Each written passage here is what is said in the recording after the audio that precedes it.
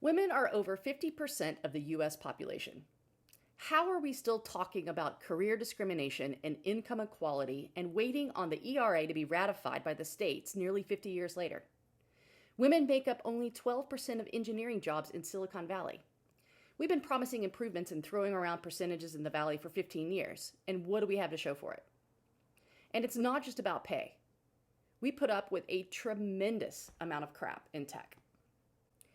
As women in tech, we continue to be met with unique obstacles and challenges to overcome in order to advance our careers. I can say that statement to women, and I'll get nods. But because I'm a woman, for everyone else, I'll need to show some evidence and do a cartwheel to back up my argument. I've spent over 20 years of my career in online media and media-related startups. I got my start in photojournalism and then moved into digital publishing in the mid-90s. Free and open access to news and information is what fuels me, and I strongly believe that access to information should not be limited to those who can pay directly for it. Being able to leverage technology to expand and protect the impact of journalism is why I wake up every morning and go to work. At Quantcast, I've been lucky to find a company that embodies my passion for empowering publishers while also being a champion of women in tech. I'm proud to say that out of over 600 employees, 44% of Quantcasters are women, and our leadership team is 50% female. Now, early in my career, I worked with several women at a digital media company. In meetings, we were repeatedly talked over. We had our ideas rejected, only to hear the exact idea come from a male counterpart 5 minutes later, all to nods and applause. Women were just assumed to be the staffers responsible for taking notes or doing all the execution work on projects. That sounds familiar, right? Well, after many months of enduring this behavior, the women in the office got together in this small group of technology and product folks and formed a little club. So for our purposes, we're just going to call it the No Flight Club. But after hours of processing over after-work therapy beverages, we committed to joining together, supporting one another, and to a simple set of tactics. What we agreed to do was this. So, number one, take turns politely pointing out the origin of an idea and redirect the credit to the woman who first said it. The second one was to support each other in assigning non-women owners to common meeting tasks. It was the equivalent of simultaneous fingers to noses in a collective, not me. And the third one was to basically interrupt the interrupters, actively make space for each other to speak and be heard, echoing each other to emphasize the ideas.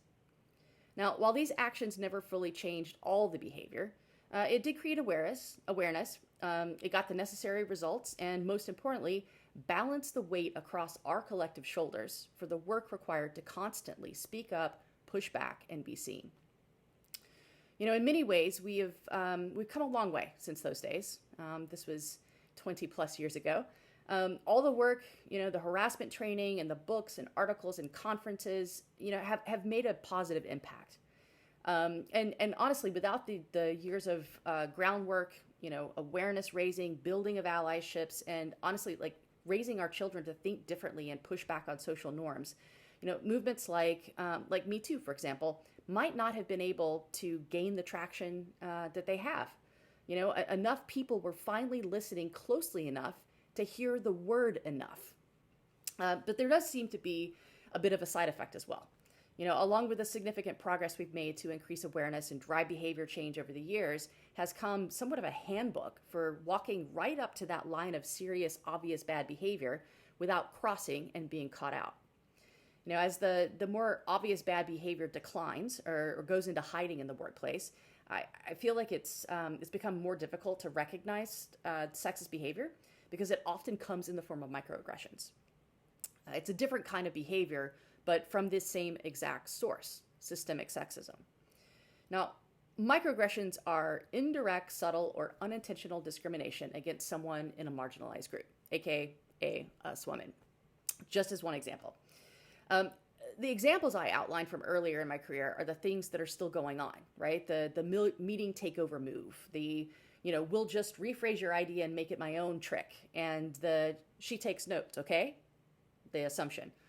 At one time or another, we've probably all experienced some type of microaggression without even knowing it, and that's where the problem lies.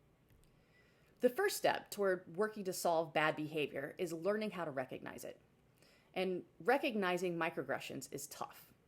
But I rely on a personal rule of thumb. When something happens and my first thought is, am I crazy? And I'm pretty darn sure I'm not crazy. That's my microaggression radar pinging. And then just to dig deeper and, make sure I'm not actually crazy, I go to talk to others, women and men, both, to share their experience and get a gut check on it. Now, this approach can serve as validation for your thoughts and give you the confidence to kind of take the next steps to deal with it. Recognizing bad behavior is the first step toward taking any action against it, right? First, do I have a problem? Yes, take a step. My mantra is act now and apologize later. This means be who you are without apology. Apologies are for when you actually do something wrong, and being who you are and speaking your truth is not wrong. It's important for women in tech to speak their truth and not worry that they're going to hurt people's feelings.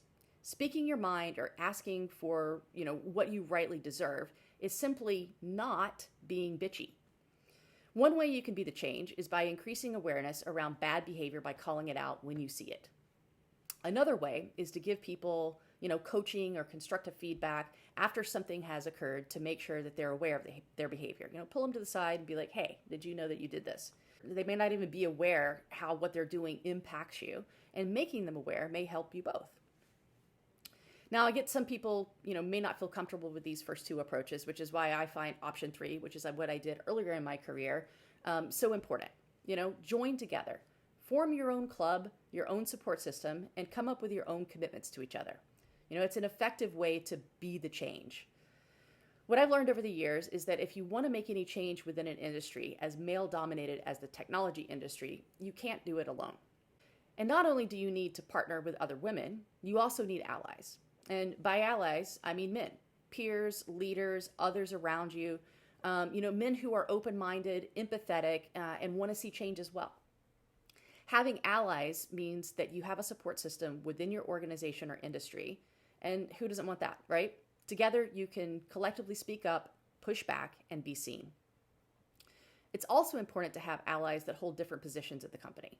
This enables you to create real change from the top down because it gets you a seat at the table where real change is made.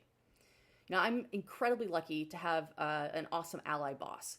Not only is he super wicked smart, but he's also incredibly empathetic, open-minded, and he honestly wants to affect real change.